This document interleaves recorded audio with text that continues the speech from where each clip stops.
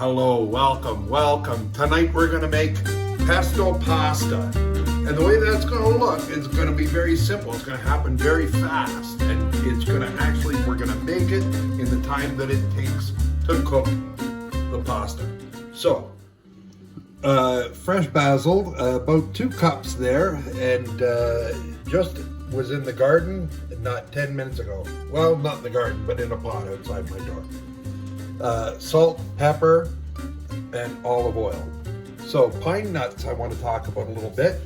They are really essential to this. You can toast them, you can not toast them. If you can't find pine nuts, just use walnuts, lightly toasted, and a couple of $20 bills, and that will be the equivalent of the pine nuts. Then we're going to go with some pasta.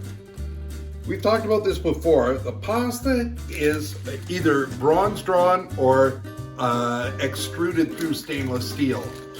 If it goes through bronze, it's a lot more porous and a lot rougher than stainless steel. So you wind up getting like a white powder on the pasta. And what that does is picks up the flavors better, and it also lets the sauce stay on it better. So we're going to start with the pasta. We've got the water is going here, and we've got to salt this water. And we're going to put lots of salt in. And people are going to be like, oh, it's too much salt, too much salt. Well, it's not too much salt. It's the right amount of salt. You don't eat all that salt, but it's the only way to get it into the pasta. So let's proceed. We're going to put the pasta in now. And for the 3 of us, I'm going to go with this. This particular pasta is bucatini, and I'm going with bucatini tonight because it's everybody's favorite. All right, the film crew is back, and we're ready to proceed with the bucatini. Now, we'll let that cook for a couple of minutes and move on to making the pesto. And this is going to happen pretty quick. We're going to start with this fresh garlic is going in first.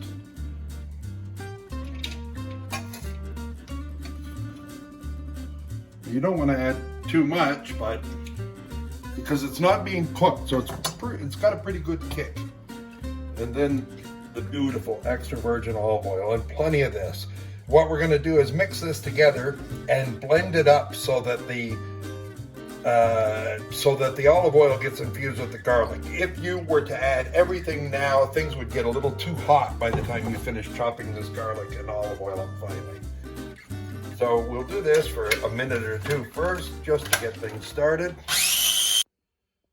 So you should all meet Wallace. Wallace is new with us here. He is 13 weeks old today, and he is a bit of a savage, but we love him just the same. Anyhow, here we are. We're finished with the grinding. We're finished with the grinding of the olive oil and so we'll add the pine nuts, the Parmigiano, which is grated about 2 ounces roughly. You know, sort of better than a 1/4 of a cup. Let's say 1/3 of a cup, which is better than a 1/4 of a cup, but less than half of a cup. That goes in. We're going to give that a couple of quick turns.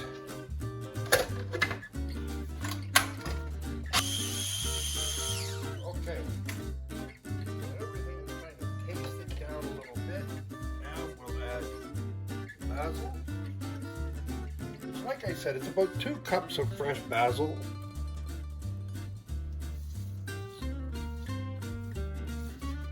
All in there, and just a little pinch of salt,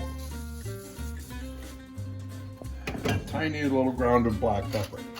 So we'll mix this together and chop it into a paste, and we'll see. We may have to add another drizzle of olive oil, but we'll see. Right, so here's the finished pesto.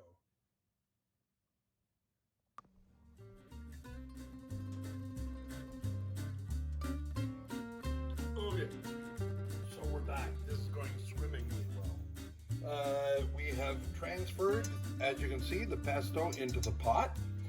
And now we're going to transfer the pasta from the pasta water into the pot. And we're going to slop as much of that water from the pasta, because remember, that's really salted well, or seasoned well, sorry, and really quite full of starch. So it will transfer and actually thicken the sauce.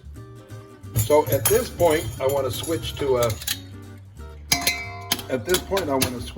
wooden spoon. And the reason for that is I think that the metal spoon tends to cut the pasta into bits, and we don't want that.